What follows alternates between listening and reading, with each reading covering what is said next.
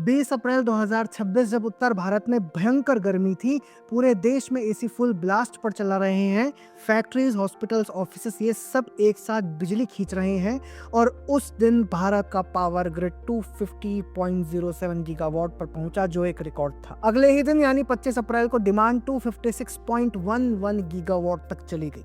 और सबसे बड़ी बात, ग्रिड टूटा नहीं, कोई बड़ा ब्लैकआउट नहीं, कोई बड़ा फेलियर नहीं। ये सुनने में बहुत मामूली से लगता है, लेकिन ये एक इंजीनियरिंग मिरेकल है। आज इस वीडियो में हम समझेंगे ये 252 से 256 गीगावाट कैसे पॉसिबल हुआ, ये ग्राफ क्या कहानी बताता है, और 2030 तक जब ईवीज, डेटा सेंटर्स और मैन्युफैक्चरिंग ग्रिड को पुश करेंगे तब डिमांड कहां पहुंचेगी। पहले इस ग्राफ को देखिए। 2005-6 में पीक डिमांड करीब 80 गीगावाट थी। उस वक्त लोड शेडिंग नॉर्मल बात हुआ करती थी। फिर धीरे धीरे डिमांड बढ़ती गई। 2022 में 200 गीगावाट के आसपास पहुंची। 2023-24 में 250 गीगावाट का पहला रिकॉर्ड और अप्रैल 2026 में 256.11 गीगावाट, यानी 20 वर्षों में डिमांड 3 गुना से ज्यादा हो गई। लेकिन ये ग्राफ इंप्रेसिव जितना है, चैलेंजिंग भी उतना ही है, क्योंकि ये कर्व ऊपर जाती रहेगी। तो 256 गीगावाट कैसे डिलीवर हुई? इसके 3 बड़े कारण हैं दोस्तों। पहला, रिकॉर्ड कैपेसिटी एडिशन। FY 2025-26 में भारत ने 45 गीगावाट से ज्यादा सोलर ऐड किया, जो इतिहास का सबसे बड़ा सिंगल ईयर एडिशन है। कुल 52,537 मेगावाट नई कैपेसिटी जोड़ी गई। राजस्थान ने 12,140 मेगावाट, गुजरात ने 8,952 मेगावाट और महाराष्ट्र ने 6,177 मेगावाट कंट्रीब्यूट किया। भारत अब रिन्यूएबल एनर्जी में ग्लोबली तीसरे नंबर पर है। दूसरा, HVDC ट्रांसमिशन कॉरिडोर।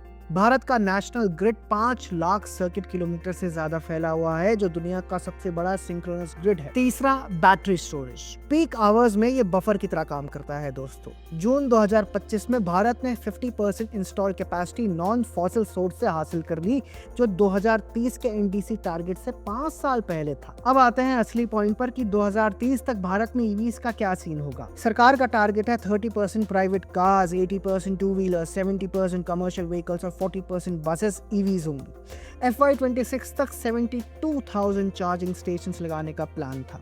अभी ईवी सेल्स तेजी से बढ़ रही हैं, लेकिन इन सबको चार्ज करने के लिए ग्रिड पर 20 से 30 गीगावाट एक्स्ट्रा लोड आएगा। ईवीज के अलावा AI बूम से data centre, semiconductor fabs, PLI scheme से मैन्युफैक्चरिंग और गर्मी से AC यूज बढ़ेगा। पावर मिनिस्ट्री के प्रोजेक्शन के मुताबिक 2030 तक पीक डिमांड 335-400 गीगावाट हो सकती है, यानी आज के रिकॉर्ड से 50 to 60% ज्यादा।